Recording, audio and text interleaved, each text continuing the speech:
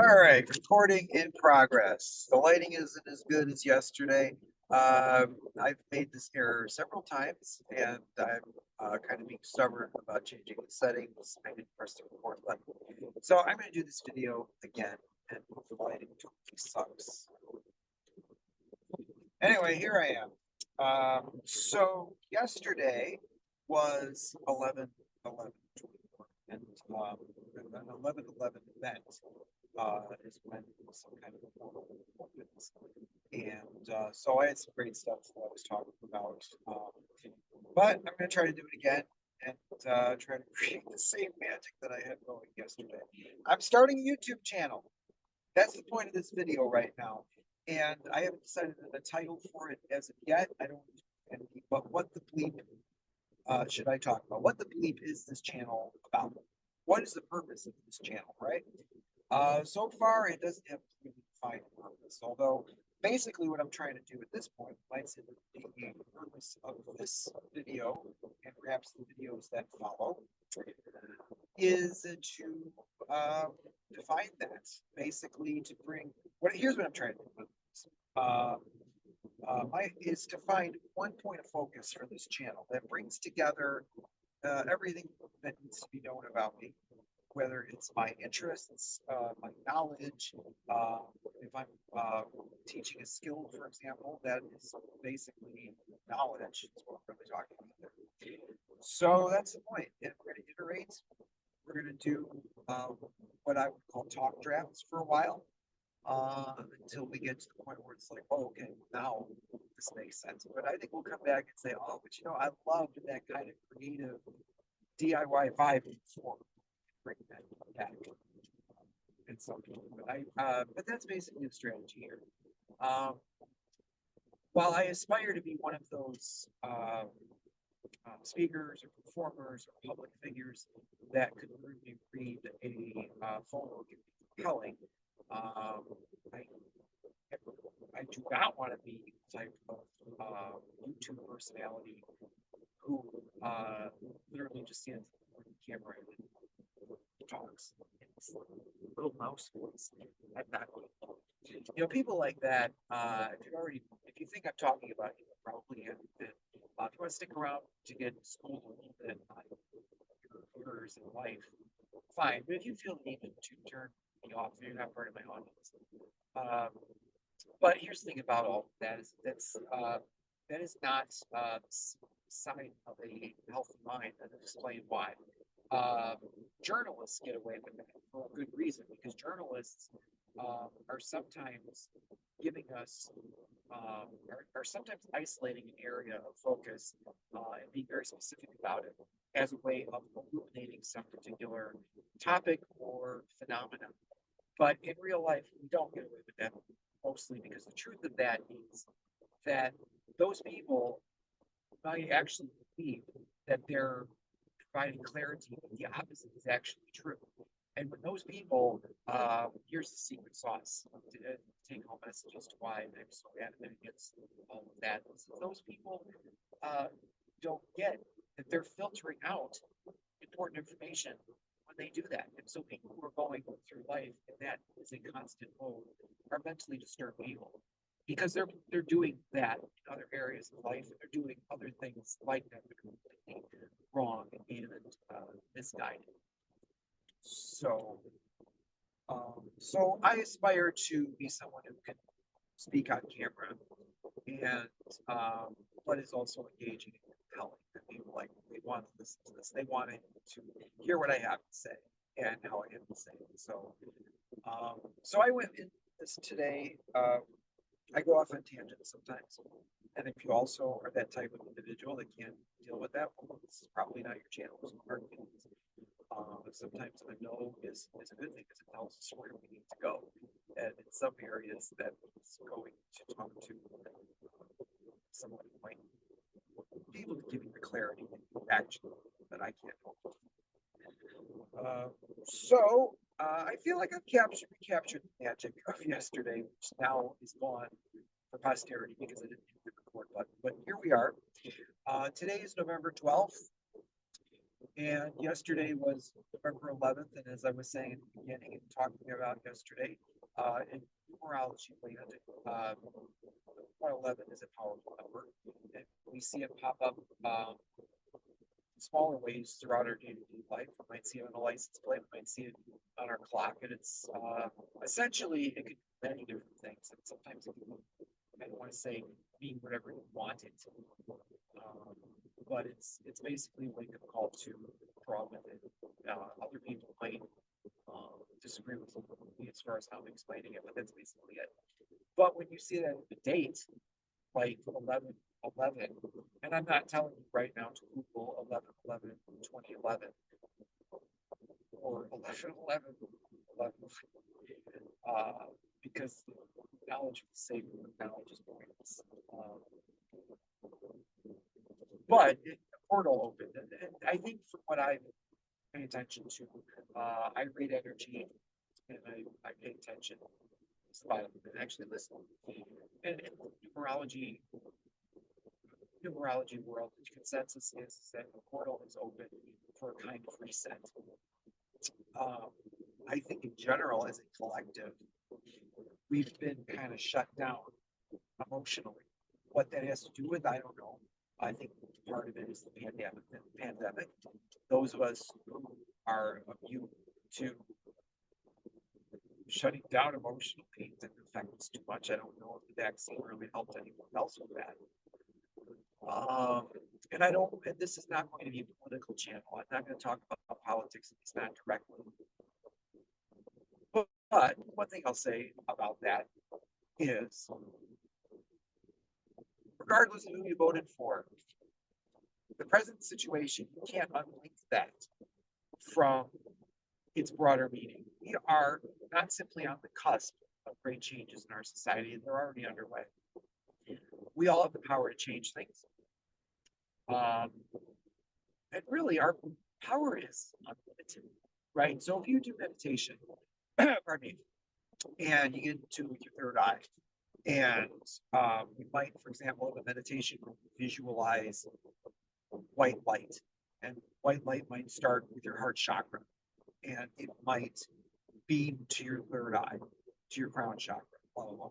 Don't get too reveled up on that. That's not the point. But still, there's I think 6 chakras, and there's a reason why I'm proud of myself for not knowing them definitively. Although I probably will look that up later. I'm not teaching meditation right now, for one thing. So I can't really be expected to know that off the top of my head. And occasional humps are okay in public speaking because they show that you're actually thinking about what you're saying and you're actually meaning what you're saying. It's not merely a sign of authenticity, but so anyway, there's kind of, when you're visualizing that, right, the white light, you might, really ways to say it might emanate from every chakra.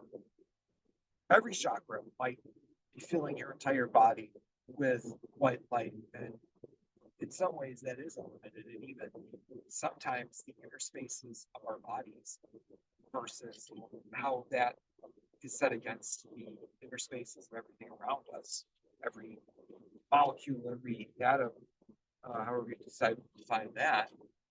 Our power isn't limitless, but or is limitless, or is limitless, I think. But this is a time where we're being called to influence the changes that are underway. We're all change agents at some level, but that's what we call being not just called to do, but given the opportunity to do, right? Because nobody knows. God is in the details. There's things that nobody knows the answer to.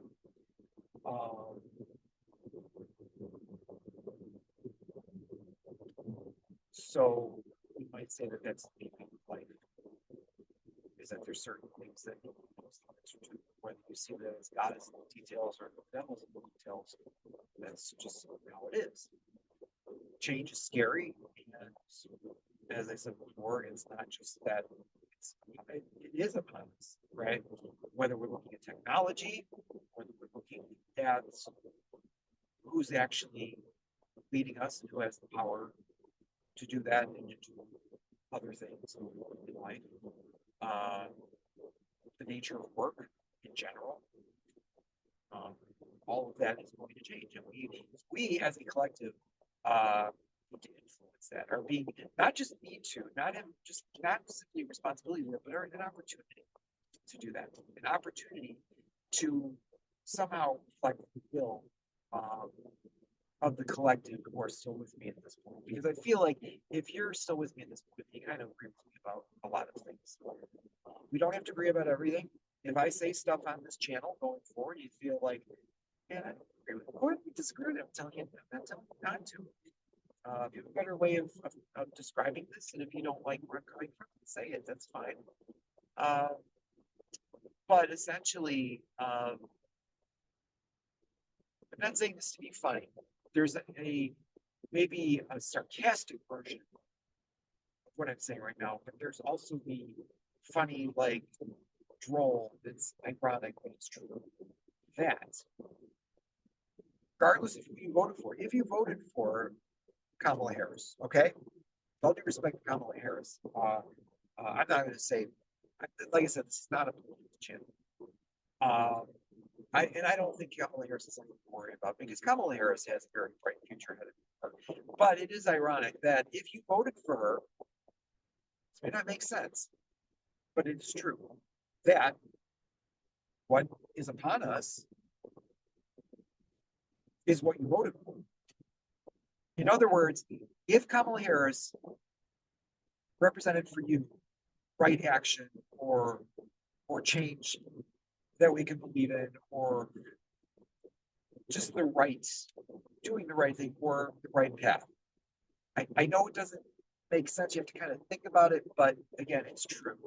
It's a weird kind of paradox that the way it ended up is what you voted for. There's probably a more sarcastic version of that that's also true that I'll say out loud also, even though you might kind of see where I'm going with that, and that is the negative stuff that we attach to her opponent, the current president, Donald Trump. The negative stuff, the stuff we're not comfortable with, the bad stuff, all of that, those people also got what they voted for. I think, I hope that makes sense. I think it does. It does make sense. I don't think I'm the first person to hint at that, but I think I'm the person who said that the most beautiful and succinct. So far, I think I've captured the magic of yesterday's introductory James Mulcahy YouTube video channel for his channel. I think I'm doing okay. Because I've prepared a roadmap for it. I feel like I've talked about everything I want to say. I don't have a clock, but I think these videos would be like somewhere around 15 minutes long. I'm kind of glad I continued to use Zoom instead of flipping on the camera on YouTube. I'm not really bad. Oh, I might use whatever. Let me just make sure I'm going to close this up, make sure I covered everything I want to cover. I think I did. I got general areas that I'm interested in. I'm a writer, I'm a screenwriter, I'm a playwright, I'm an actor, I like theater, I'm artistic and creative, but I'm also someone who's interested in some of the more scientific or technical or mathematical studies, and I'm enthusiastic about that. I hesitated to say this, but I'll say it again. I said this video yesterday. This is not to sound pretentious or a grandstand or something like that, but I am, in a literal sense, a Renaissance man. In that, to the people of the Renaissance and the people that were around at that particular era, the early modern era, and probably it's not limited to this. You might see pockets of this everywhere, right? But generally, to that particular group of people who you would say were involved with the Renaissance, the idea that a person who's creative, right, an artist, a writer, a musician, has no interest in science or has no interest in math or can't be good at those things. That is a modern construction. And there may be good reason why we say you're not good at math. Duh. Because if you're not good at math, then you should be blunt and can't say to people, you do need math skills as an adult, but I'm just saying that that idea, as you hear people say, like, well, I'm only left brain or I'm only right brain, would have been anathema to the people that were around during the Renaissance. That, of course, we have our strengths and weaknesses, we all do. But I'm basically one of the people who aspires to, I think I do a pretty good job of being left brain and right brain equally in tune with both. And that's it. I think I got my point across there. So, what am I here to talk about? I'm here to talk about everything that interests me. I have a degree in finance, and I know a lot about accounting and a lot of the areas of study that you would associate with business, the business degree. But as I say, I'm a very creative person, and I don't just aspire to that. I'm at a professional level, a lot of things there. And I would like to use this channel partly to promote my work as a teacher, screenwriting, and a lot of other things that I'm not. And being also someone who's spiritual and religious. I am a Christian, just saying that, but you know, it's this isn't the space to preach. Not preaching. This is the space where you should feel comfortable talking about what you're feeling. Is what I like to create in general. But it's clear where I'm coming from, should be obvious. That's as far as I'm willing to go. I'm saying promoting the worldview of my religion. But I'm interested and knowledgeable about the law of attraction. I'm interested in and knowledgeable about meditation, and of course other paths that are not that are foreign to mine or are not precisely mine. If that makes sense. It would make sense to me if I was on the other side of this, so I'm not going to second guess myself. That's it. My first video. And I did not forget to hit the record button.